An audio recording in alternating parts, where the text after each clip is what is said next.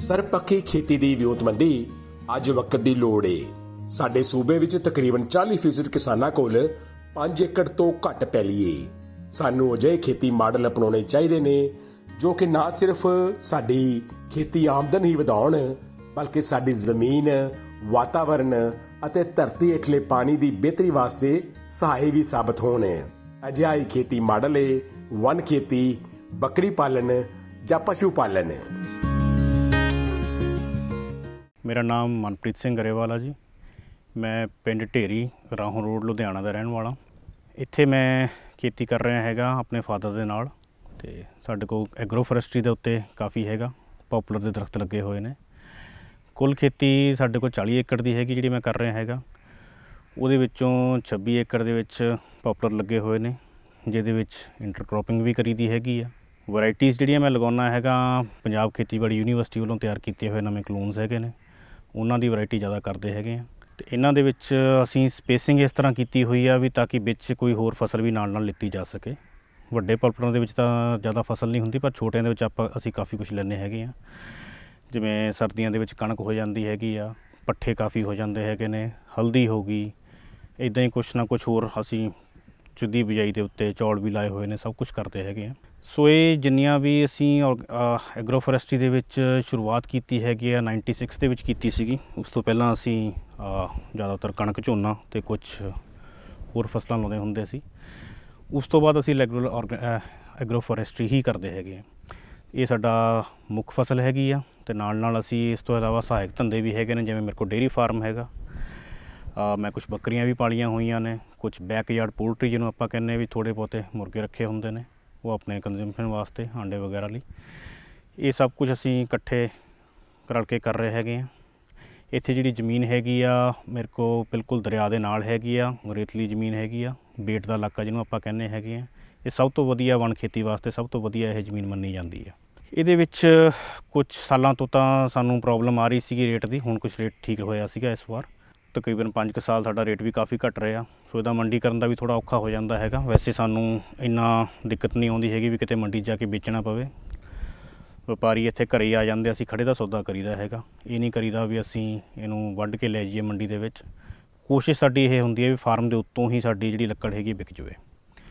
ਅਸੀਂ ਉਹਦੇ ਵਾਸਤੇ ਵੀ ਪੰਜਾਬ ਖੇਤੀਬਾੜੀ ਯੂਨੀਵਰਸਿਟੀ ਤੋਂ ਵੀ ਕਾਫੀ ਹੈਲਪ ਲਿੱਤੀ ਹੈਗੀ ਆ। ਸਾਡਾ ਉੱਥੇ ਇੱਕ ਟਰੀ ਗਰੋਅਰ ਐਸੋਸੀਏਸ਼ਨ ਬਣੀ ਹੋਈ ਹੈ ਜਿਹੜੀ ਵਣ ਖੇਤੀ ਦੇ ਉੱਤੇ ਹੀ ਸਾਡੀਆਂ ਮੀਟਿੰਗਾਂ ਹੁੰਦੀਆਂ ਨੇ, ਉਹ ਇਹਦੇ ਬਾਰੇ ਹੀ ਸਾਨੂੰ ਦੱਸਦੇ ਹੈਗੇ ਨੇ। ਅਤੇ ਉੱਥੇ ਸਾਨੂੰ ਇਹ ਵੀ ਪਤਾ ਲੱਗਦਾ ਹੈਗਾ ਵੀ ਤੁਸੀਂ ਇੱਕ ਖੜ੍ਹੇ ਬੂਟੇ ਨੂੰ ਕਿਵੇਂ ਨਾਪਣਾ ਹੈਗਾ। ਉਹਦੀ ਹਾਈਟ ਦੇ ਉੱਤੋਂ ਅਸੀਂ ਨਾਪਦੇ ਹੈਗੇ ਹਾਂ, ਜਿਵੇਂ ਵੀ ਉਹਦਾ ਡਾਇਆਮੀਟਰ ਕਿੰਨਾ ਹੈਗਾ, ਉਹਦੀ ਕੈਲਕੂਲੇਸ਼ਨ PAU ਨੇ ਕੀਤੀ ਹੋਈ ਆ ਵੀ ਉਹ ਕਿੰਨਾ ਭਾਰ ਹੋ ਜਾਊਗਾ। ਕਿਉਂਕਿ ਇਹ ਲੱਕੜ ਹਮੇਸ਼ਾ ਵੇਟ ਦੇ ਹਿਸਾਬ ਨਾਲ ਵਿਕਦੀ ਹੈਗੀ ਹੈ। ਦਰਖਤ ਜਿਹੜੇ ਵਿਕਣੇ ਹੈਗੇ ਆ ਉਹਦੇ ਵਿੱਚ ਸਾਨੂੰ ਇਹ ਪਤਾ ਲੱਗ ਜਾਂਦਾ ਹੈਗਾ ਵੀ ਇਹ ਜਿਹੜਾ ਦਰਖਤ ਆਪਣੇ ਕੋਲ ਹੈਗਾ ਇਹ ਕਿੰਨਾ ਹੋਊਗਾ। ਅਸੀਂ ਉਹ ਐਵਰੇਜ ਕੱਢ ਲੈਂਦੇ ਉਹਦੀ, ਫਿਰ ਉਹ ਭਾਰ ਦੇ ਹਿਸਾਬ ਨਾਲ ਸਾਨੂੰ ਅੰਦਾਜ਼ਾ ਹੋ ਜਾਂਦਾ ਵੀ ਇਹ ਸਾਡਾ ਇੱਕ ਪਲਾਟ ਜਾਂ ਜਿੰਨਾ ਵੀ ਆਪਾਂ ਵੇਚਣੇ ਹੈਗੇ ਦਰਖਤ ਬੂਟੇ ਉਹ ਕਿੰਨੇ ਦੇ ਵਿਕ ਜਾਣਗੇ। ਉਸ ਹਿਸਾਬ ਨਾਲ ਅਸੀਂ ਫਿਰ ਸੌਦਾ ਕਰ ਲਈਦਾ ਹੈਗਾ। ਅਤੇ ਚਾਹੇ ਅਸੀਂ ਇਹਨੂੰ ਤੋਲ ਕੇ ਵੇਚ ਲਈਏ, ਚਾਹੇ ਉੱਕਾ ਸੁੱਕਾ ਵੇਚ ਲਈਏ, ਫਿਰ ਸਾਨੂੰ ਇਹਦੇ ਵਿੱਚ ਘਾਟਾ ਨਹੀਂ ਪੈਂਦਾ ਹੈਗਾ। ਸੋ ਇਹ ਚੀਜ਼ਾਂ ਇਹਦੇ ਵਿੱਚ ਬਹੁਤ ਵਧੀਆ ਹੈਗੀ ਆ। ਦੂਜੀ ਐਗਰੋ ਫੋਰੈਸਟਰੀ ਦੀ ਗੱਲ ਇਹ ਹੁੰਦੀ ਹੈ ਵੀ ਜਿਹੜੇ ਪੋਪੂਲਰ ਦੇ ਦਰਖਤ ਹੈਗੇ ਨੇ ਇਹਦੇ ਨਾਲ ਸਾਨੂੰ ਬਾਇਓਮਾਸ ਵਗੈਰਾ ਬਹੁਤ ਮਿਲਦਾ ਹੈਗਾ। ਜਿੰਨੇ ਇਹਦੇ ਪੱਤੇ ਝੜਦੇ ਹੈਗੇ ਆ ਸਾਰੀ ਜ਼ਮੀਨ ਦੇ ਵਿੱਚ ਜਾਂਦੇ ਆ। ਜਿਵੇਂ ਆਪਾਂ ਗੱਲ ਕਰਦੇ ਹਾਂ ਫਸਲ ਦੀ ਰਹਿੰਦ ਖੂੰਹਦ ਹੋ ਗਈ, ਸਾਰਾ ਕੁਛ ਇਹਦੇ ਵਿੱਚ ਜਾਂਦਾ ਹੈਗਾ। ਉਹਦੇ ਕਰਕੇ ਸਾਡੀ ਜ਼ਮੀਨ ਦੀ ਸਿਹਤ ਵੱਧਦੀ ਆ, ਔਰਗੈਨਿਕ ਮੈਟਰ ਵੱਧਦਾ ਹੈਗਾ, ਜਿਹਨੇ ਸਾਨੂੰ ਕਾਫੀ ਸਹਾਇਕ ਦਿੱਤੀ ਹੈਗੀ ਔਰਗੈਨਿਕ ਖੇਤੀ ਵੱਲ ਆਉਣ ਦੇ ਵਿੱਚ। ਮੇਰਾ ਨਾਮ ਰੀਤ ਮਹਿੰਦਰ ਸਿੰਘ ਗਰੇਵਾਲ, ਪਿੰਡ ਢੇਰੀ, ਜ਼ਿਲ੍ਹਾ ਲੁਧਿਆਣਾ। ਸਾਡਾ ਕੰਮ ਸ਼ੁਰੂ ਤੋਂ ਖੇਤੀਬਾੜੀ ਦਾ ਹੀ ਹੈ।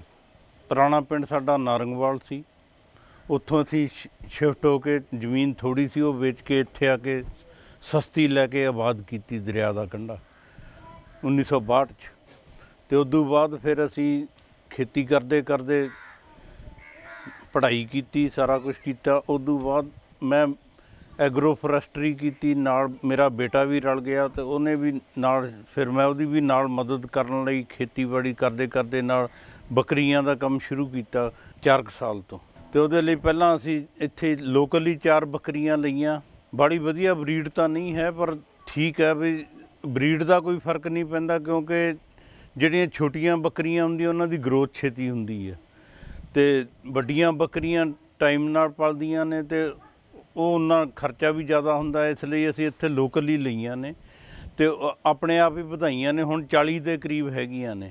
ਜਿਨ੍ਹਾਂ 'ਚੋਂ 15-20 ਸੂਣ ਵਾਲੀਆਂ 20 ਸੂਣ ਵਾਲੀਆਂ ਨੇ ਇੱਕ ਮਹੀਨੇ ਦੇ ਅੰਦਰ ਅੰਦਰ। ਅਤੇ ਇਹਦੀ ਮਾਰਕੀਟਿੰਗ ਕਰਨ ਲਈ ਅਸੀਂ ਲੋਕ ਹਾਲੇ ਤਾਂ ਇੱਥੇ ਹੀ ਆ ਜਾਂਦੇ ਨੇ, ਕਿਉਂਕਿ ਸ਼ਹਿਰ ਲੁਧਿਆਣਾ ਨੇੜੇ ਆ ਸਾਡੇ, ਅਤੇ ਉੱਥੋਂ ਆ ਕੇ ਆ ਹੋਰ ਮੌਕਿਆਂ 'ਤੇ ਹਾਲੇ ਥੋੜ੍ਹੇ ਨਗ ਹੁੰਦੇ ਆ ਵੇਚਣ ਲਈ 20-25, ਅਤੇ ਉਹ ਤਕਰੀਬਨ 12-14 ਹਜ਼ਾਰ ਦੇ ਇੱਕ ਵਿਕ ਜਾਂਦਾ। ਅਤੇ ਉਹਦੇ ਨਾਲ ਫਿਰ ਹੌਲੀ ਹੌਲੀ ਹੁਣ ਅਗਲੀ ਵਾਰ ਤੋਂ ਹੋਰ ਖਰੀਦਣੀਆਂ ਨੇ ਅਤੇ ਉਹਦੇ ਨਾਲ ਵਧਾਉਣੀਆਂ ਸ਼ੁਰੂ ਕਰਨੀਆਂ ਨੇ। ਇਹਨਾਂ ਲਈ ਸ਼ੈੱਡ ਸਾਡੇ ਕੋਲ ਸੀਗਾ ਹੀ ਡੰਗਰਾਂ ਵਾਲਾ, ਅਤੇ ਇਸ ਲਈ ਬਾਹਲਾ ਖਰਚਾ ਨਹੀਂ ਕਰਨਾ ਪਿਆ ਸਾਨੂੰ। ਫੀਡ ਇਹਨਾਂ ਨੂੰ ਜਦੋਂ ਅੱਜ ਕੱਲ੍ਹ ਤਾਂ ਸਾਡੇ ਪਾਪੂਲਰ ਬੀਜੇ ਹੋਏ ਆ, ਉਹਨਾਂ 'ਚ ਵੀ ਚਾਰਨ ਲਈ ਭੇਜਦੇ ਹਾਂ ਅਸੀਂ ਸਵੇਰ ਸ਼ਾਮ, ਅਤੇ ਉਸ ਤੋਂ ਬਾਅਦ ਪੱਠੇ ਵੀ ਪਾ ਦਈਦੇ ਆ, ਅਤੇ ਨਾਲ ਬਣੀ ਬਣਾਈ ਜਿਹੜੀ ਫੀਡ ਆਉਂਦੀ ਆ ਗਾਈਆਂ ਲਈ ਉਹੀ ਪਾ ਦਈਏ। ਕਿਸਾਨ ਵੀਰੋ, ਮੈਂ doctor RIS Gill, senior scientist ਵਣ ਖੇਤੀ, ਪੰਜਾਬ ਐਗਰੀਕਲਚਰ ਯੂਨੀਵਰਸਿਟੀ 'ਚ ਕੰਮ ਕਰ ਰਿਹਾ ਹਾਂ। ਅੱਜ ਆਪਾਂ ਗੱਲ ਕਰਾਂਗੇ ਪੋਪੂਲਰ ਆਧਾਰਿਤ ਵਣ ਖੇਤੀ ਬਾਰੇ। ਜਿਵੇਂ ਤੁਹਾਨੂੰ ਪਤਾ ਹੀ ਹੈ ਕਿ ਪੰਜਾਬ ਆਪਣਾ ਖੇਤੀ ਪ੍ਰਧਾਨ ਸੂਬਾ ਹੈ, ਇੱਥੇ ਜ਼ਿਆਦਾ ਕਰਕੇ ਕਣਕ ਝੋਨੇ ਦੀ ਉਹ ਖੇਤੀ ਹੁੰਦੀ ਹੈ। ਪਰ ਜਿਉਂ-ਜਿਉਂ ਆਪਣਾ ਨੂੰ ਅੱਜ ਕੱਲ੍ਹ ਕ੍ਰੌਪ ਡਿਵਰਸੀਫਿਕੇਸ਼ਨ ਦੀ ਗੱਲ ਜਾਂ ਖੇਤੀ ਵਿਭਿੰਨਤਾ ਦੀ ਗੱਲ ਲੋੜ ਹੈ, ਉਹਦੇ ਵਿੱਚ ਵਣ ਖੇਤੀ ਦਾ ਕਾਫੀ ਮਹੱਤਵ ਹੈ।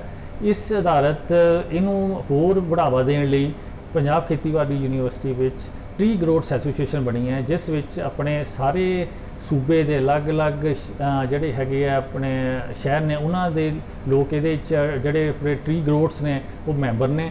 ਉਹਦੇ 'ਚ ਅਸੀਂ ਉਹਨਾਂ ਨੂੰ ਮਹੀਨੇ ਦੇ 1-2 ਵਾਰੀ ਉਹਨਾਂ ਨੂੰ ਆਪਾਂ ਬੁਲਾ ਕੇ ਇੱਥੇ ਉਹਨਾਂ ਦੀ ਮੀਟਿੰਗਸ ਕਰਦੇ ਹਾਂ, ਅਤੇ ਉਹਨਾਂ ਦੀ ਜਿਹੜੀਆਂ ਰਿਕੁਆਇਰਮੈਂਟਸ ਹੁੰਦੀਆਂ ਉਹਨਾਂ ਨੂੰ ਪੁੱਛਦੇ ਹਾਂ, ਅਤੇ ਉਹਨਾਂ ਦੀ ਜਿਹੜੀਆਂ ਮੁਸ਼ਕਲਾਂ ਹੁੰਦੀਆਂ ਉਹਦੇ ਹਿਸਾਬ ਨਾਲ ਅਸੀਂ ਹੋਰ ਆਪਣੀ ਰਿਸਰਚ ਨੂੰ ਇੰਪਰੂਵ ਕਰਨ ਦੀ ਕੋਸ਼ਿਸ਼ ਕਰ ਰਹੇ ਹਾਂ।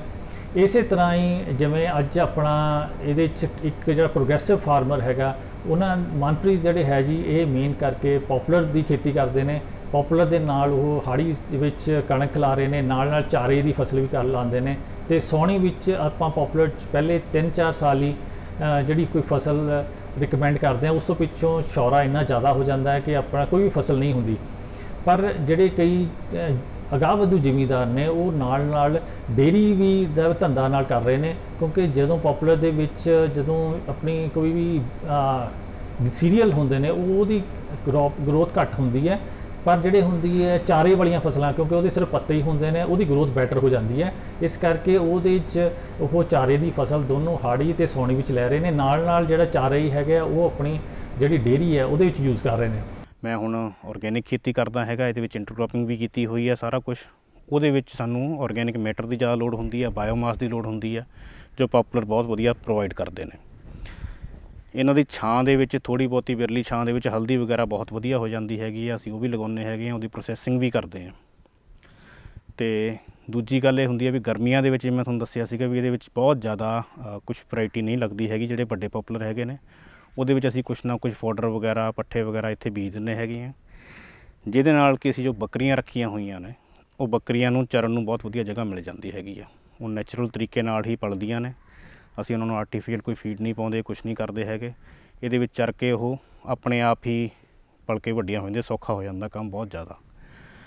ਸੋ ਇਹ ਜਿਹੜੇ ਐਗਰੋ ਫੋਰੈਸਟਰੀ ਦੇ ਵਿੱਚ ਸਾਨੂੰ ਬੈਨੀਫਿਟ ਇਹ ਹੋ ਜਾਂਦਾ ਹੈਗਾ ਵੀ ਦੂਜੀ ਖੇਤੀ ਨਾਲੋਂ ਵੀ ਇਕੱਠੇ ਪੈਸੇ ਆ ਜਾਂਦੇ ਨੇ, ਉਹ ਤੁਸੀਂ ਕਿਤੇ ਇਨਵੈਸਟਮੈਂਟ ਕਰ ਸਕਦੇ ਹੋ। ਰਿਟਰਨ ਜ਼ਰੂਰ ਇਹਦੀ 5-6 ਸਾਲ, ਘੱਟੋ ਘੱਟ 6 ਸਾਲ ਲੱਗਦੇ ਹੈਗੇ, 6 ਸਾਲ ਬਾਅਦ ਆਉਂਦੀ ਹੈ, ਪਰ ਜਿਹੜੇ ਇਕੱਠੇ ਪੈਸੇ ਹੁੰਦੇ ਨੇ ਉਹ ਕਿਤੇ ਨਾ ਕਿਤੇ ਆਪਣੀ ਬਰਕਤ ਉਹਦੇ ਨਾਲ ਬਹੁਤ ਜ਼ਿਆਦਾ ਹੁੰਦੀ ਆ। ਥੋੜ੍ਹਾ ਜਿਹਾ ਐਗਰੋ ਫੋਰੈਸਟਰੀ ਦੇ ਵਿੱਚ ਇਹ ਫਰਕ ਹੁੰਦਾ ਹੈਗਾ ਵੀ ਤੁਹਾਨੂੰ ਹਰ ਸਾਲ ਜਾਂ ਤਾਂ ਥੋੜ੍ਹੇ ਪਲਾਟ ਲਾਉਂਦੇ ਰਹੋ, ਜਿਵੇਂ ਕਿ ਅਸੀਂ ਵੀ ਇਹ ਸਿਸਟਮ ਬਣਾਇਆ ਹੋਇਆ ਵੀ ਇੱਕ ਵਾਰ ਇਕੱਠੇ ਨਹੀਂ ਲਾਉਂਦੇ। ਹੁਣ ਸਰਕਲ ਬਣਾਇਆ ਹੋਇਆ ਵੀ ਹਰ ਸਾਲ 1 ਏਕੜ ਲਾ ਲਿਆ, 2 ਏਕੜ ਲਾ ਲਏ, 5 ਏਕੜ ਲਾ ਲਏ, ਇਸ ਤਰ੍ਹਾਂ ਲਾਉਂਦੇ ਹੈਗੇ ਆ ਤਾਂ ਕਿ ਉਹ ਸਰਕਲ ਟੁੱਟੇ ਨਾ। ਕਿਉਂਕਿ ਸ਼ੁਰੂ ਦੇ ਵਿੱਚ ਜੇ ਆਪਾਂ ਐਗਰੋ ਫੋਰੈਸਟਰੀ ਦੇ ਵਿੱਚ ਹੀ ਸਿੱਧਾ ਸਾਰੇ ਪਲਾਟ ਲਾ ਦਾਂਗੇ ਤਾਂ ਉਨੀ ਦੇਰ ਤੱਕ ਆਮਦਨ ਨਹੀਂ ਹੋਣੀ ਹੈਗੀ, ਵਿੱਚ ਫਸਲ ਵੀ ਅੱਧੀ ਹੁੰਦੀ ਹੈ, ਹਰ ਚੀਜ਼ ਦਾ ਝਾੜ ਘਟਦਾ ਹੈਗਾ ਕਿਉਂਕਿ ਪੋਪੂਲਰ ਨੇ ਵਿੱਚੋਂ ਖੁਰਾਕ ਲੈਣੀ ਹੁੰਦੀ ਹੈ। ਸੋ ਇਸ ਚੀਜ਼ ਦਾ ਅਸੀਂ ਧਿਆਨ ਰੱਖਦੇ ਹੋਏ ਕੋਸ਼ਿਸ਼ ਇਹੀ ਕਰਦੇ ਹੈਗੇ ਵੀ ਇੱਕ ਤਾਂ ਸਰਕਲ ਬਣਾ ਲਿੱਤਾ ਜਾਵੇ ਤਾਂ ਕਿ ਬੰਦੇ ਨੂੰ ਜੇ ਲੋੜ ਵੀ ਹੈਗੀ ਹੈ ਉਸ ਹਿਸਾਬ ਨਾਲ ਆਪਣੀ ਪਲਾਟ ਜਦੋਂ ਵੱਡੇ ਹੋ ਜਾਂਦੇ ਉਹਨੂੰ ਵੱਢ ਲਵੇ ਅਤੇ ਨਵਾਂ ਲਾ ਲਵੇ। ਸੋ ਇਹ ਚੀਜ਼ ਦਾ ਬਹੁਤ ਧਿਆਨ ਰੱਖਣਾ ਹੁੰਦਾ। ਦੂਜਾ ਧਿਆਨ ਪੋਪੂਲਰ ਦਾ ਇਹ ਰੱਖਣਾ ਹੁੰਦਾ ਵੀ ਇਹਨੂੰ ਸੋਕਾ ਨਾ ਲੱਗੇ, ਇਹਨੂੰ ਪਾਣੀ ਰੈਗੂਲਰ ਚਾਹੀਦਾ ਹੁੰਦਾ। ਗਰਮੀਆਂ ਦੇ ਵਿੱਚ ਹਫ਼ਤੇ ਜਾਂ 10 ਦਿਨ ਤੋਂ ਵੱਧ ਗੈਪ ਨਹੀਂ ਪੈਂਦਾ ਹੈਗਾ। ਜੇ ਇਹਨੂੰ ਸੋਕਾ ਲੱਗ ਗਿਆ ਹੈਗਾ ਤਾਂ ਪੋਪੂਲਰ ਨੂੰ ਨੁਕਸਾਨ ਹੁੰਦਾ। ਉਸ ਤੋਂ ਇਲਾਵਾ ਜਿਹੜੀ ਇਹਦੀ ਦੇਖ ਰੇਖ ਹੈਗੀ ਆ ਉਹ ਹੁਣ ਜਿਵੇਂ ਪਹਿਲਾਂ ਤਾਂ ਯੂਨੀਵਰਸਿਟੀ ਰეკਮੈਂਡੇਸ਼ਨ ਹੁੰਦੀ ਸੀ ਵੀ ਉੱਤੋਂ ਤੀਜਾ ਹਿੱਸਾ ਛੱਡ ਕੇ ਤੁਸੀਂ ਸਾਰਾ ਛਾਂਗ ਦਿਓ, ਪਰ ਹੁਣ ਉਹਨਾਂ ਨੇ ਬਿਲਕੁਲ ਹੀ ਚੇਂਜ ਕਰਤਾ ਹੈ ਵੀ ਜਿੰਨੇ ਜ਼ਿਆਦਾ ਪੱਤੇ ਹੋਣਗੇ, ਜਿੰਨੀਆਂ ਮੋਟੀਆਂ ਟਾਹਣੀਆਂ ਨੇ ਉਹੀ ਵੱਢਣੇ ਆ। ਪੱਤੇ ਜਿੰਨੇ ਜ਼ਿਆਦਾ ਹੋਣਗੇ ਉਨੀ ਖੁਰਾਕ ਵਧੂਗੀ, ਉਨੀ ਇਹਨੂੰ ਖੁਰਾਕ ਮਿਲੂਗੀ ਅਤੇ ਓਨਾ ਹੀ ਇਹ ਵਧੂਗਾ। ਸੋ ਅਸੀਂ ਸਿਰਫ ਕੋਸ਼ਿਸ਼ ਕਰਦੇ ਹਾਂ ਵੀ ਜਿਹੜੀ ਛਾਂਗਣਾ ਹੁੰਦਾ ਇਹਨੂੰ, ਜਿਵੇਂ ਕਹਿੰਦੇ ਆ ਮੇਨ ਸ਼ੂਟ ਉੱਤੇ ਇੱਕ ਜਾਵੇ। ਜੇ ਦੋ ਜਾ ਰਹੀਆਂ ਹੈਗੀਆਂ ਤਾਂ ਇੱਕ ਨੂੰ ਵੱਢ ਦੀਦਾ, ਦੂਜੇ ਨੂੰ ਨਹੀਂ ਵੱਢੀਦਾ ਹੈਗਾ। ਜਾਂ ਜਿਹੜੀ ਮੋਟੀ ਟਾਹਣੀ ਹੈਗੀ ਉਹਨੂੰ ਵੱਢੀਦਾ ਸਿਰਫ, ਜਿਹੜੀ ਕੰਪੀਟੀਸ਼ਨ ਦਿੰਦੀ ਆ। ਸੋ ਇਸ ਕਰਕੇ ਬਹੁਤ ਜ਼ਿਆਦਾ ਛਾਂਗਣ ਦੀ ਵੀ ਲੋੜ ਨਹੀਂ ਹੁੰਦੀ ਇਹਨਾਂ ਨੂੰ, ਸਿਰਫ ਜਿਹੜੀ ਲੋੜ ਆ ਉਸ ਹਿਸਾਬ ਨਾਲ ਕਰੀਦਾ ਹੈਗਾ। ਅਤੇ ਵਿੱਚ ਅਸੀਂ ਕੋਸ਼ਿਸ਼ ਇਹ ਕਰੀਦੀ ਹੈ ਵੀ ਥੋੜ੍ਹੀ ਥੋੜ੍ਹੀ ਦੇਰ ਬਾਅਦ ਇਹਨੂੰ ਵਾਹ ਦਿੱਤਾ ਜਾਵੇ। ਜਿਹੜਾ ਘਾਹ ਵਗੈਰਾ ਹੁੰਦਾ ਉਹ ਨਾ ਹੋਵੇ, ਕਿਉਂਕਿ ਜਿੰਨਾ ਘਾਹ ਹੋਊਗਾ ਉਹ ਇਹਦੀ ਖੁਰਾਕ ਲੈ ਲੈਂਦਾ। ਸੋ ਇਹਦੇ ਵਿੱਚ ਵਾਧਾ ਬਹੁਤ ਵਧੀਆ ਹੁੰਦਾ। ਉਸ ਤੋਂ ਇਲਾਵਾ ਅਸੀਂ ਹੁਣ ਜਿਹੜੇ ਡਿਸਟੈਂਸਿੰਗ ਕੀਤੀ ਹੈਗੀ ਆ ਵੀ ਕਿੰਨੇ ਕਿੰਨੇ ਡਿਸਟੈਂਸ 'ਤੇ ਇਹ ਬੂਟੇ ਲਾਉਣੇ ਹੈਗੇ ਆ। ਪੁਰਾਣੀ ਰਿਕਮੈਂਡੇਸ਼ਨ ਤਾਂ ਜਿਹੜੀ ਯੂਨੀਵਰਸਿਟੀ ਦੀ ਵੀ ਸੀਗੀ ਉਹ 24 ਫੁੱਟ 'ਤੇ 7 ਫੁੱਟ 'ਤੇ ਹੁੰਦੀ ਆ, ਉਹਨਾਂ ਦੀ ਮੀਟਰ ਦੇ ਵਿੱਚ ਕੈਲਕੂਲੇਸ਼ਨ ਹੁੰਦੀ ਹੈ, ਮੈਂ ਫੁੱਟ ਦੇ ਵਿੱਚ ਦੱਸ ਰਿਹਾ। ਅਸੀਂ ਹੁਣ ਕੋਸ਼ਿਸ਼ ਇਹ ਕਰ ਰਹੇ ਹੈਗੇ ਆ ਵੀ ਅਸੀਂ ਕੰਬਾਈਨ ਦੇ ਹਿਸਾਬ ਨਾਲ ਰੱਖਿਆ ਸੀਗਾ ਵੀ ਕੰਬਾਈਨ ਦੇ ਕਿੰਨੇ ਗੇੜੇ ਆ ਜਾਂਦੇ ਆ। ਸਾਡੀ ਜਿਹੜੀ ਲੇਟੈਸਟ ਪਲਾਂਟੇਸ਼ਨ ਸੀਗੀ ਉਹ 42 ਫੁੱਟ 'ਤੇ ਸੀਗੀ, ਉਸ ਤੋਂ ਬਾਅਦ 5 ਫੁੱਟ 'ਤੇ ਬੂਟੇ ਤੋਂ ਬੂਟਾ। ਉਹਦੇ ਨਾਲ ਸਾਨੂੰ ਇਹ ਫਾਇਦੇ ਹੁੰਦੇ ਨੇ ਵੀ ਇੱਕ ਤਾਂ ਵਿੱਚ ਫਸਲ ਵਧੀਆ ਹੋ ਜਾਂਦੀ ਆ, ਇੱਕ ਇਹਨੂੰ ਮੈਨੇਜ ਕਰਨਾ ਸੌਖਾ ਹੋ ਜਾਂਦਾ। ਥੋੜ੍ਹੇ ਬੂਟੇ ਘੱਟਦੇ ਨੇ ਪਰ ਆਮਦਨ ਉਨੀ ਦੇ ਜਾਂਦੇ ਨੇ। ਸੋ ਇਹ ਚੀਜ਼ਾਂ ਦਾ ਬਹੁਤ ਫਾਇਦਾ ਹੈਗਾ।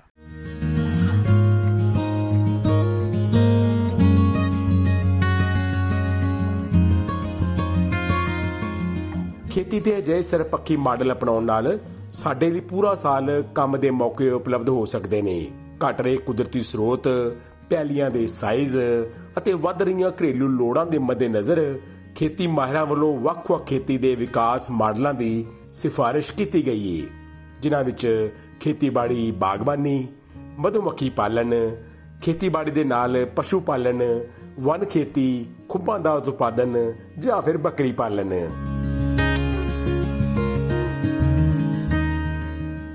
ਹੁਣ ਅਸੀਂ ਹੋਰ ਵੀ ਅੱਗੇ ਪਲਾਂਟੇਸ਼ਨ ਜਿਹੜੀ ਕਰ ਰਹੇ ਹੈਗੇ ਉਹ ਵੀ ਇਹੀ ਡਿਸਟੈਂਸ ਜ਼ਿਆਦਾ ਵਧਾ ਰਹੇ ਹਾਂ।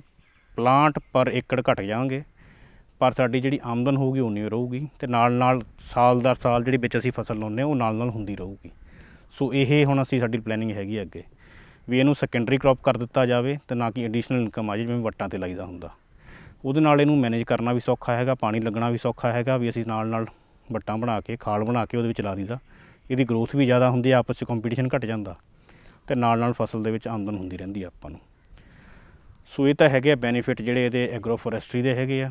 ਉਸ ਤੋਂ ਇਲਾਵਾ ਅਸੀਂ ਜਿਹੜਾ ਇਹਦਾ ਸਿਸਟਮ ਰੱਖਿਆ ਹੋਇਆ ਵੀ ਡੇਅਰੀ ਫਾਰਮ ਸ਼ੁਰੂ ਕੀਤਾ ਹੋਇਆ, ਡੇਅਰੀ ਫਾਰਮ ਵੀ ਹੈ। ਉਹਦਾ ਜਿਹੜਾ ਅੰਡਰਗਰਾਊਂਡ ਪਾਈਪਾਂ ਹੈਗੀਆਂ ਨੇ ਸਾਡੀਆਂ, ਕਿਉਂਕਿ ਫਾਰਮ ਸਾਡਾ ਇੱਕ ਜਗ੍ਹਾ ਇਕੱਠਾ ਹੈਗਾ। ਅੰਡਰਗਰਾਊਂਡ ਪਾਈਪਾਂ ਨਾਲ ਜਿਹੜਾ ਡੇਅਰੀ ਦਾ ਗੋਹਾ ਪਿਸ਼ਾਬ ਵਗੈਰਾ ਸਾਰਾ ਕੁਝ ਹੁੰਦਾ ਆਟੋਮੈਟਿਕਲੀ ਅੰਡਰਗਰਾਊਂਡ ਪਾਈਪਾਂ ਨਾਲ ਖੇਤਾਂ 'ਚ ਪਹੁੰਚ ਜਾਂਦਾ ਹੈਗਾ। ਉਹ ਵੀ ਸਾਨੂੰ ਇੰਨੀ ਮਿਹਨਤ ਨਹੀਂ ਕਰਨੀ ਪੈਂਦੀ ਹੈਗੀ ਵੀ ਇਰੀਗੇਸ਼ਨ ਦੇ ਨਾਲ ਹੀ ਫਰਟੀਲਾਈਜੇਸ਼ਨ ਹੋ ਜਾਂਦੀ ਇਹਦੀ। ਉਹ ਚੀਜ਼ਾਂ ਬਹੁਤ ਵਧੀਆ ਹੈਗੀਆਂ ਨੇ। ਉਸ ਤੋਂ ਇਲਾਵਾ ਅਸੀਂ ਜੀਵ ਅੰਮ੍ਰਿਤ ਯੂਜ਼ ਕਰਦੇ ਹੈਗੇ, ਜਿਹੜੀ ਸੋਇਲ ਕੰਡੀਸ਼ਨਰ ਹੈਗਾ ਇੱਕ, ਉਹ ਵੀ ਅੰਡਰਗਰਾਊਂਡ ਪਾਈਪਾਂ ਨਾਲ ਹੀ ਅਸੀਂ ਪਹੁੰਚਾ ਦਿੰਦੇ ਹਾਂ ਖੇਤਾਂ ਦੇ ਵਿੱਚ ਆਪਣੇ ਆਪ। ਬਾਕੀ ਜਿਹੜਾ ਬੱਕਰੀਆਂ ਦਾ ਕੰਮ ਹੈਗਾ ਉਹਦੇ ਵਿੱਚ ਵੀ ਬੱਕਰੀਆਂ ਸਿਰਫ ਮੀਟ ਪਰਪਸ ਵਾਸਤੇ ਹੀ ਜਾਂਦੀਆਂ ਨੇ, ਦੁੱਧ ਉਹਨਾਂ ਦਾ ਇੰਨਾ ਜ਼ਿਆਦਾ ਨਹੀਂ ਹੁੰਦਾ ਹੈਗਾ। ਉਹਦੇ ਵਿੱਚ ਵੀ ਅਸੀਂ ਇਹੀ ਆ ਵੀ ਕਿਉਂਕਿ ਸਾਡੇ ਕੋਲ ਪੋਪੂਲਰ ਦੇ ਅੰਦਰ ਏਰੀਆ ਜ਼ਿਆਦਾ ਹੋਣ ਕਰਕੇ ਅਸੀਂ ਉੱਥੇ ਉਹਨਾਂ ਨੂੰ ਚਰਾਉਂਦੇ ਹਾਂ ਅਤੇ ਬਹੁਤ ਵਧੀਆ ਉਹਨਾਂ ਦੀ ਸੇਲ ਹੋ ਜਾਂਦੀ ਆ। ਔਨ ਫਾਰਮ ਹੀ ਸੇਲ ਕਰਦੇ ਹਾਂ ਅਸੀਂ, ਕਿਸੇ ਮੰਡੀ 'ਚ ਨਹੀਂ ਜਾਂਦੇ ਵੇਚਣ। ਸਾਡੇ ਕੋਲ ਆਪੇ ਇੱਥੇ ਵਪਾਰੀ ਆ ਜਾਂਦੇ ਨੇ ਜਾਂ ਜਿਹੜੇ ਵੀ ਕੋਈ ਕੰਜ਼ਿਊਮਰ ਹੁੰਦਾ ਉਹ ਵੀ ਆ ਜਾਂਦਾ, ਇੱਥੋਂ ਆ ਕੇ ਲੈ ਜਾਂਦਾ। ਸੋ ਅਸੀਂ ਇਹਨਾਂ ਨੂੰ ਉੱਦਾਂ ਹੀ ਲਾਈਵ ਸੇਲ ਕਰ ਦਿੰਦੇ ਹਾਂ। ਇਹ ਵੀ ਬਹੁਤ ਵਧੀਆ ਬਿਜ਼ਨਸ ਹੈਗਾ। ਇਸ ਤੋਂ ਇਲਾਵਾ ਜਿਹੜੇ ਅਸੀਂ ਥੋੜ੍ਹੇ ਮੁਰਗੇ ਰੱਖੇ ਹੋਏ ਨੇ, ਕੜਕਨਾਥ ਵੈਰਾਈਟੀ ਹੁੰਦੀ ਆ, ਪੂਰਾ ਕਾਲੇ ਰੰਗ ਦਾ ਹੁੰਦਾ ਉਹ, MP ਦੀ ਬਰੀਡ ਹੈਗੀ ਆ। ਉਹਦੀ ਵੀ ਡਿਮਾਂਡ ਵੀ ਕਾਫੀ ਹੈਗੀ ਹੈ, ਕੁਛ ਲੋਕਾਂ ਨੂੰ ਉਹ ਵੀ ਪਸੰਦ ਹੈਗਾ। ਪਲੱਸ ਉਹਦੀ ਜਿਹੜੀ ਐਗਸ ਦੀ ਕੁਆਲਿਟੀ ਹੁੰਦੀ ਹੈ ਬਹੁਤ ਵਧੀਆ ਹੈਗੀ ਆ, ਹਾਈ ਪ੍ਰੋਟੀਨ ਅਤੇ ਬਹੁਤ ਘੱਟ ਫੈਟ ਦੇ ਵਿੱਚ ਉਹ ਹੁੰਦਾ। ਉਹ ਅਸੀਂ ਰੱਖਿਆ ਸੀਗਾ ਸ਼ੌਕ ਨੂੰ, ਅਤੇ ਪਰ ਫਿਰ ਵੀ ਹੌਲੀ ਹੌਲੀ ਥੋੜ੍ਹੇ ਵੱਧ ਗਏ ਹੈਗੇ ਨੇ। ਅਸੀਂ ਕਾਫੀ ਥੋੜ੍ਹਾ ਕਮਰਸ਼ੀਅਲੀ ਆਂਡੇ ਵੀ ਸੇਲ ਕਰ ਦਿੰਦੇ ਹਾਂ, ਪਲੱਸ ਕੁਛ ਮੀਟ ਪਰਪਸ ਵਾਸਤੇ ਵੀ ਜਾਂਦਾ ਹੈਗਾ।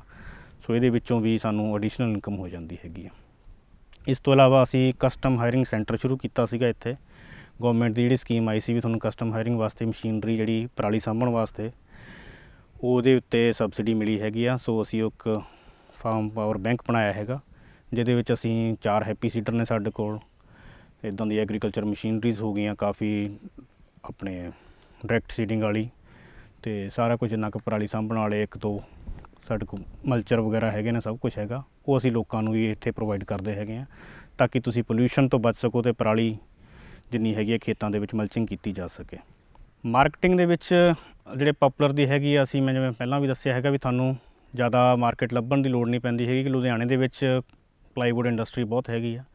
ਸੋ ਉਹਨਾਂ ਨਾਲ ਹੀ ਵਪਾਰੀ ਸਾਡੇ ਆ ਜਾਂਦੇ ਹੈਗੇ, ਉੱਥੇ ਸੌਦਾ ਹੋ ਜਾਂਦਾ ਹੈਗਾ। ਖੜਿਆਂ ਦਾ ਹੀ ਸੌਦਾ ਕਰੀਦਾ ਹੈਗਾ, ਇਸ ਕਰਕੇ ਇੰਨਾ ਨਹੀਂ ਕਰਦੇ ਹੈਗੇ। ਬਾਕੀ ਲੇਬਰ ਵਗੈਰਾ ਦੀ ਆਪਸ਼ਨ ਹੁੰਦੀ ਹੈ ਵੀ ਚਾਹੇ ਤੁਸੀਂ ਆਪ ਵੱਢ ਕੇ ਲੈ ਜਾਓ ਚਾਹੇ ਉਹਨਾਂ ਦੇ ਆਪਣੀ ਲੇਬਰ ਭੇਜ ਦਿੰਦੇ, ਉਹ ਖਰਚਾ ਲੈ ਲੈਂਦੇ ਹੈਗੇ ਨੇ। ਉਹਦੇ ਵਿੱਚੋਂ ਸਾਡੇ ਮਾਰਕੀਟਿੰਗ ਦਾ ਇੰਨਾ ਔਖਾ ਨਹੀਂ ਹੁੰਦਾ ਹੈਗਾ ਇਹਦੇ ਵਿੱਚ। ਇਹਨਾਂ ਨੂੰ ਡਾਇਰੀਆ ਬੜਾ ਲੱਗਿਆ ਸੀ ਪਿਛਲੇ ਸਾਲ ਸਿਆਲਾਂ 'ਚ, ਅਤੇ ਉਹਦੇ ਲਈ ਫਿਰ ਸਾਨੂੰ ਯੂਨੀਵਰਸਿਟੀ ਲਿਜਾਣਾ ਪਿਆ, ਅਤੇ ਉਹਨਾਂ ਨੇ ਇੰਜੈਕਸ਼ਨ ਦੱਸੇ ਸੀ, ਉਹ ਲਾਏ। ਅਤੇ ਉਦੋਂ ਬਾਅਦ 2-3 ਬਿਮਾਰੀਆਂ ਹੋਰ ਵੀ ਆਈਆਂ। ਇੱਕ ਗਰਦਨ ਜੀ ਇਸ ਤਰ੍ਹਾਂ ਆਕੜ ਜਾਂਦੀ ਸੀ, ਫਿਰ ਉਹ 'ਤੇ ਵੀ ਕੰਟਰੋਲ ਕੀਤਾ, ਉਹ ਵੀ ਯੂਨੀਵਰਸਿਟੀ ਲਗਾਇਆ, ਉਹ ਵੀ ਐਂਟੀਬਾਇਓਟਿਕ ਹੀ ਦਿੱਤਾ ਉਹਨਾਂ ਨੇ, ਉਹ ਲਾਉਣ ਨਾਲ ਠੀਕ ਹੋ ਗਏ।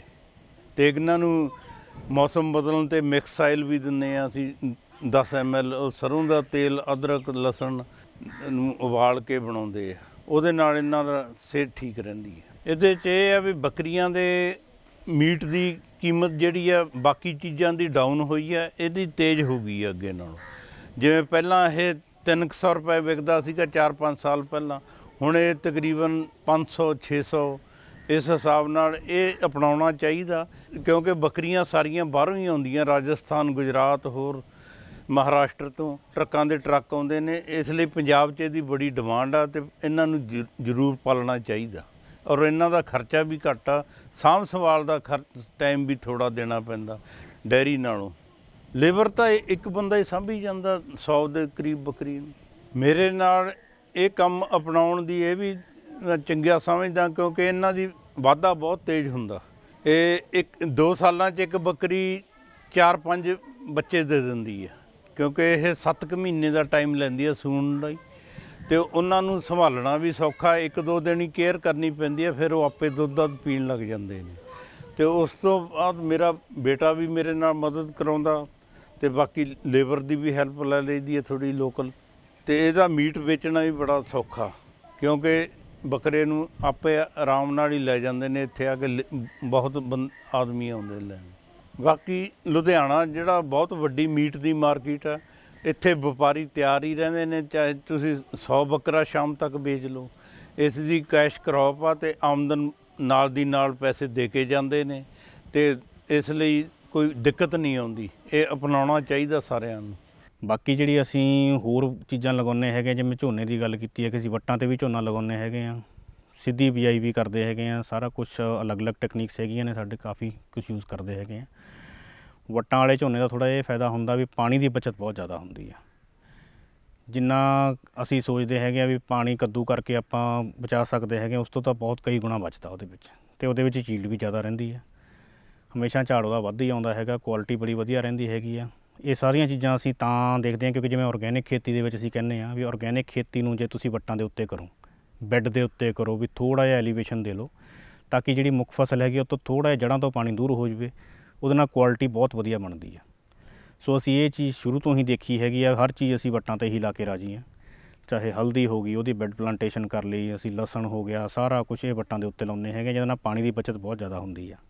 ਇਹੀ ਸਾਡੀ ਹੈਲਪ ਕਰਦੇ ਨੇ ਪੋਪੂਲਰ ਦੇ ਵਿੱਚ ਜਾਂ ਐਗਰੋ ਫੋਰੈਸਟਰੀ ਦੇ ਵਿੱਚ। ਮੈਂ ਤਾਂ ਹਰੇਕ ਨੂੰ ਇਹੀ ਅਪੀਲ ਕਰੂੰਗਾ ਵੀ ਥੋੜ੍ਹਾ ਏਰੀਆ ਤੁਹਾਡਾ ਇਹਦੇ ਅੰਡਰ ਹੋਣਾ ਚਾਹੀਦਾ ਹੈਗਾ, ਕਿਉਂਕਿ ਜਿੰਨਾ ਆਪਾਂ ਵਾਤਾਵਰਨ ਨੂੰ ਸਾਫ਼ ਕਰਦੇ ਨੇ, ਹਵਾ ਪਾਣੀ ਸਾਫ਼ ਕਰਦੇ ਨੇ, ਉਨਾ ਹੀ ਇਹ ਆਪਾਂ ਨੂੰ ਬੈਨੀਫਿਟ ਦਿੰਦੇ ਨੇ। ਵੀ ਲੱਕੜ ਵੀ ਆਪਣੀ ਹੋ ਜਾਂਦੀ ਹੈ, ਜੇ ਤੁਸੀਂ ਆਪਣੇ ਵਾਸਤੇ ਵੀ ਬਾਲਣ ਯੂਜ਼ ਕਰਨਾ ਉਹ ਵੀ ਹੋ ਜਾਂਦਾ। ਤੁਹਾਡੇ ਕੋਲ ਕੋਈ ਬੰਦੇ ਰੱਖੇ ਹੋਏ ਨੇ, ਉਹਨਾਂ ਨੂੰ ਬਾਲਣ ਚਾਹੀਦਾ, ਉਹ ਮਿਲ ਜਾਂਦਾ ਫ੍ਰੀ ਆਫ ਕੋਸਟ। ਪਲੱਸ ਤੁਹਾਡੀ ਜ਼ਮੀਨ ਦੀ ਸਿਹਤ ਬਣਦੀ ਹੈ। ਇੱਕ ਰੋਟੇਸ਼ਨ ਜ਼ਰੂਰ ਹੋਣੀ ਚਾਹੀਦੀ, ਚਾਹੇ ਬਾਊਂਡਰੀ 'ਤੇ ਲਾਓ, ਚਾਹੇ ਜਿਵੇਂ ਮਰਜ਼ੀ ਲਾਓ। ਇਸ ਤੋਂ ਇਲਾਵਾ ਫਰੂਟ ਟਰੀਜ਼ ਦੇ ਵਿੱਚ ਵੀ ਅਸੀਂ ਆਪਣੇ ਵਾਸਤੇ ਲਗਾਏ ਹੋਏ ਨੇ। ਅੱਜ ਕੱਲ੍ਹ ਸੁਹਾਂਜਣੇ ਦਾ ਬੜਾ ਚੱਲ ਰਿਹਾ ਹੈਗਾ, ਮੋਰਿੰਗਾ ਜਿਹੜਾ ਤੁਸੀਂ ਸੋਚਦੇ ਹੋਗੇ, ਆਪਣੇ ਬਹੁਤ ਮਾਰਕੀਟ ਬਣ ਰਹੀ ਆ, ਉਹਦੇ ਦਰਖਤ ਜਿੰਨੇ ਲਾ ਲਓ ਉਹ ਬਹੁਤ ਬੈਨੀਫਿਟ ਹੁੰਦੇ ਨੇ। ਸੋ ਇਹਦੇ ਵਿੱਚ ਵੀ ਅਸੀਂ ਉਹਦੇ ਵਿੱਚ ਵੀ ਹੁਣ ਪ੍ਰੋਸੈਸਿੰਗ ਦੇ ਵਿੱਚ ਜਾ ਰਹੇ ਹੈਗੇ ਆ, ਵੀ ਮੋਰਿੰਗਾ ਦੇ ਪ੍ਰੋਡਕਟਸ ਬਣਾ ਕੇ ਅੱਗੇ ਉਹਨੂੰ ਸੁਕਾ ਕੇ ਪਾਊਡਰ ਬਣ ਜਾਂਦਾ ਬੜਾ ਵਧੀਆ, ਉਹਦੀ ਡਿਮਾਂਡ ਹੁਣ ਬਹੁਤ ਜ਼ਿਆਦਾ ਵਧੀ ਹੋਈ ਆ। ਸੋ ਇੱਦਾਂ ਦੇ ਛੋਟੇ ਛੋਟੇ ਅਸੀਂ ਕੰਮ ਜਿਹੜੇ ਕਰ ਰਹੇ ਹੈਗੇ, ਇਹਨਾਂ ਦੇ ਵਿੱਚ ਸਾਨੂੰ ਬਹੁਤ ਬੈਨੀਫਿਟ ਹੁੰਦਾ, ਵੀ ਨਾਲ ਨਾਲ ਆਮਦਨ ਹੋਈ ਜਾਂਦੀ ਹੈਗੀ ਆ। ਜਿਹੜੀ ਇਕੱਠੀ ਆਮਦਨ ਹੋਣੀ ਉਹ ਤਾਂ ਮੁੱਖ ਫਸਲ ਤੋਂ ਹੋ ਹੀ ਜਾਣੀ ਹੈ। ਮੈਂ ਸਾਰੇ ਕਿਸਾਨਾਂ ਨੂੰ ਇਹੀ ਅਪੀਲ ਕਰਨਾ ਚਾਹੁੰਦਾ ਹੈਗਾ ਵੀ ਜਿਵੇਂ ਆਪਾਂ ਕਰ ਰਹੇ ਹੈਗੇ ਕਣਕ ਝੋਨੇ ਦਾ ਫਸਲੀ ਚੱਕਰ ਹੈਗਾ, ਥੋੜ੍ਹਾ ਥੋੜ੍ਹਾ ਉਹ ਤੋਂ ਬਾਹਰ ਨਿਕਲੀਏ। ਕੁਛ ਚਾਹੇ ਆਪਣੇ ਵਾਸਤੇ ਸਬਜ਼ੀਆਂ ਵਗੈਰਾ ਜ਼ਰੂਰ ਲਾਓ, ਕੁਛ ਆਪਣੇ ਵਾਸਤੇ ਜਿਹੜੇ ਫਰੂਟ ਵਾਲੇ ਦਰਖਤ ਹੈਗੇ ਨੇ, ਫਲ ਵਾਲੇ ਬੂਟੇ ਹੈਗੇ ਨੇ, ਉਹ ਜ਼ਰੂਰ ਲਾਓ। ਸਾਰਾ ਕੁਝ ਆਪਾਂ ਬਾਜ਼ਾਰ ਤੋਂ ਖਰੀਦਦੇ ਹੈਗੇ ਆ, ਆਪਣੇ ਵਾਸਤੇ ਦਾਲਾਂ ਲਗਾ ਸਕਦੇ ਹਾਂ, ਸਾਰਾ ਕੁਝ ਲਗਾ ਸਕਦੇ ਹਾਂ। ਜੋ ਕੁਛ ਆਪਾਂ ਬਾਜ਼ਾਰ ਤੋਂ ਖਰੀਦੀਦਾ ਹੈਗਾ ਖਾਣ ਵਾਸਤੇ, ਘੱਟੋ ਘੱਟ ਉਨਾ ਕੁ ਏਰੀਆ ਆਪਾਂ ਆਪਣੇ ਪਰਿਵਾਰ ਵਾਸਤੇ ਲਾਉਣਾ ਸ਼ੁਰੂ ਕਰੀਏ। ਉਹਦੇ ਨਾਲ ਸਿਰਫ ਖਰਚਾ ਹੀ ਨਹੀਂ ਬਚੂਗਾ, ਤੁਹਾਨੂੰ ਵਧੀਆ ਕੁਆਲਿਟੀ ਦਾ ਖਾਣਾ ਮਿਲੂਗਾ। ਫਿਰ ਉਸ ਤੋਂ ਬਾਅਦ ਦੇਖੋ ਵੀ ਜੇ ਤੁਸੀਂ ਉਹਨੂੰ ਮਾਰਕੀਟਿੰਗ ਕਰਨੀ ਚਾਹੁੰਦੇ ਹੈਗੇ ਆ ਤਾਂ ਹੋਰ ਅਸੀਂ ਏਰੀਆ ਵਧਾ ਲਓ। ਪਰ ਸ਼ੁਰੂਆਤ ਦੇ ਵਿੱਚ ਤੁਹਾਨੂੰ ਐਗਰੋ ਫੋਰੈਸਟਰੀ कुछ भी वन खेती कर लो, कुछ फ्रूट के दरख्त ला लो, कुछ सब्जियां लाओ, तो ये अपने वास्ते परिवार वास्ते घट्टो घट्ट अपनी सेहत वधिया करो। ਇਹਦੇ ਨਾਲ वातावरण ही नहीं बचूगा, थोड़ी अपनी सेहत भी वधिया होगी तो खर्चा भी थोड़ा बचूगा।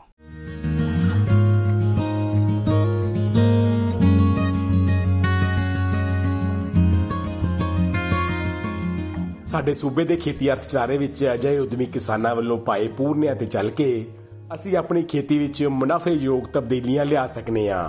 ਇਸ ਦੇ ਨਾਲ ਹੀ ਅਜਿਹੇ ਸਰਪੱਖੀ ਕੰਮਾਂ ਕਰਕੇ ਕਿਸਾਨਾਂ ਵਿੱਚ ਕੁਦਰਤੀ ਆਫਤਾਂ ਕਰਕੇ ਹੋ ਸਕਣ ਵਾਲੇ ਨੁਕਸਾਨਾਂ ਨੂੰ ਝੱਲਣ ਦੀ ਸਮਰੱਥਾ ਵਿੱਚ ਵੀ ਵਾਧਾ ਹੋ ਸਕਦਾ ਏ।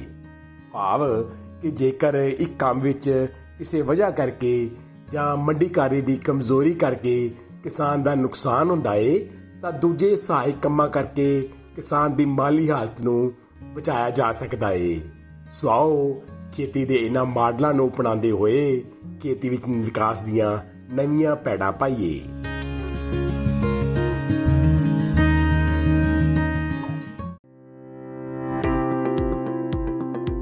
ये है नया बदलता भारत, जहां कृषि को मिल रही है तकनीक की ताकत। आज युवा किसानों की आधुनिक दृष्टिकोण और नवाचार कृषि में नई उम्मीदें जगा रहे हैं। आधुनिक कृषि की ये नई तस्वीर खेती को प्रभावशाली और सुसंगत व्यवसाय बना रही है। कृषि के पुराने तरीकों से कीट, रोग और मौसम में उतार चढ़ाव जैसी समस्याओं का समाधान संभव नहीं है। इस बात को समझते हुए माननीय प्रधानमंत्री श्री नरेंद्र मोदी जी ने कृषि को भी धीरे धीरे हाईटेक बनाने की पहल की है। ड्रोन टेक्नोलॉजी हमारे कृषि सेक्टर को दूसरे लेवल पर ले जाने वाली है। किस जमीन पर कितनी और कौन सी खाद डालनी है, मिट्टी में किस चीज की कमी है, कितनी सिंचाई करनी है, ये भी हमारे यहाँ अंदाजे से होता रहा है। ये कम पैदावार और फसल बर्बाद होने का बड़ा कारण रहा है। लेकिन स्मार्ट टेक्नोलॉजी आधारित ड्रोन यहां भी बहुत काम आ सकते हैं। प्रधानमंत्री जी के दूरदर्शी नेतृत्व में केंद्रीय कृषि एवं किसान कल्याण मंत्रालय बड़ी तेजी से किसानों को टेक्नोलॉजी से जोड़ रही है। सरकार कृषि कार्यों के लिए ड्रोन के उपयोग को प्रोत्साहित कर रही है। किसान ड्रोन कृषि उद्योग में क्रांति ला रहा है। यह तकनीक भारतीय कृषि समुदाय का भविष्य है। ड्रोन का प्रयोग पारंपरिक खेती के तरीकों को बदल रहा है। ड्रोन एक आधुनिक तकनीक एक नई आई है, जिससे हमें उससे बहुत फ़ायदा हो रहा है। जो दवाई डाल देते हैं ड्रोन में उड़ के स्प्रे करती है जैसे, और दवाई भी छिड़कती है, हम बचाव होता है, शरीर का बचाव होता है, उससे बहुत सारे फ़ायदे हैं। पहले हम स्प्रे करते थे मशीन में 100 लीटर पानी 200 लीटर पानी में 1 किलो स्प्रे होती थी, अब उसमें 10 लीटर पानी में 1 किलो स्प्रे होती है। अत्याधुनिक तकनीक, हाई रेजोल्यूशन कैमरों और उन्नत सेंसर से लैस किसान ड्रोन भारतीय कृषि क्षेत्र की काया पलट करने की क्षमता रखता है। कीटनाशकों और उर्वरकों का छिड़काव, हवाई निगरानी, फसल और मृदा स्वास्थ्य की निगरानी, बीजारोपण, क्षतिग्रस्त फसलों का आकलन और फसल बीमा के दावों का तेजी से निपटान के अलावा फसलों के स्वास्थ्य संबंधी रियल टाइम जानकारी दे सकता है। यह कीटों, बीमारियों और पोषक तत्वों की कमी की पहचान कर सकता है। इसकी मदद से समय रहते किसान अपनी फसलों की सुरक्षा के उपाय कर सकते हैं। साथ ही किसान ड्रोन का प्रयोग स्वामित्व योजना के अंतर्गत भूमि अभिलेखों के डिजिटलाइजेशन और पशुधन ट्रैकिंग के लिए भी किया जा सकेगा। वैसे तो किसान ड्रोन आज देश की जरूरत है, पर ड्रोन चलाने के लिए प्रशिक्षित ऑपरेटर्स की कमी, ड्रोन के रखरखाव की चुनौती और ड्रोन चलाने के लिए जरूरी सुरक्षा निर्देशों की जानकारी की कमी जैसी कुछ समस्याएं अभी भी बनी हुई हैं। इन समस्याओं के निदान के लिए केंद्रीय कृषि और किसान कल्याण मंत्रालय ने कई पहल किए हैं, जिनमें नीतिगत परिवर्तन भी शामिल हैं। कृषि मंत्रालय द्वारा कृषि संस्थानों को 10 लाख तक का अनुदान, व्यक्तिगत किसानों की सहकारी समितियों जैसे CHC और FPO को भी ड्रोन की खरीद के लिए वित्तीय सहायता मिलती है। किसानों के खेतों में ड्रोन के लिए फार्म मशीनरी प्रशिक्षण और परीक्षण संस्थानों FMTTI भारतीय कृषि अनुसंधान परिषद ICAR संस्थानों, कृषि विज्ञान केंद्रों तथा राज्य कृषि विश्वविद्यालयों को कृषि यंत्रीकरण उप मिशन के तहत आकस्मिक व्यय के साथ ड्रोन लागत की 100% दर पर वित्तीय सहायता प्रदान की जाती है। वित्तीय सहायता और अनुदान प्रदान करने के अलावा ड्रोन फैसिलिटेशन सेंटर का विकास भी किया जा रहा है। कुशल ड्रोन ऑपरेटर्स की कमी को पूरा करने के लिए प्रशिक्षण कार्यक्रम चलाए जा रहे हैं। प्रशिक्षित किसानों की DGCA द्वारा सभी जरूरी औपचारिकताएं प्रशिक्षण केंद्रों में ही पूरी कर ली जाएं, यह भी सुनिश्चित किया जा रहा है। ड्रोन प्रौद्योगिकियों के अनूठे लाभों को ध्यान में रखते हुए मंत्रालय ने ड्रोन के जरिए 10 तरह के फसलों पर कीटनाशक के छिड़काव हेतु मानव संचालन प्रक्रिया SOP जारी किए हैं। आधुनिक कृषि उद्योग एक महत्वपूर्ण मोड़ पर है। कल तक जो किसान संसाधन के अभाव में मजबूर था, वो अब तकनीक की ताकत से मजबूत हो रहा है। नए भारत की नई तस्वीर गढ़ रहा है।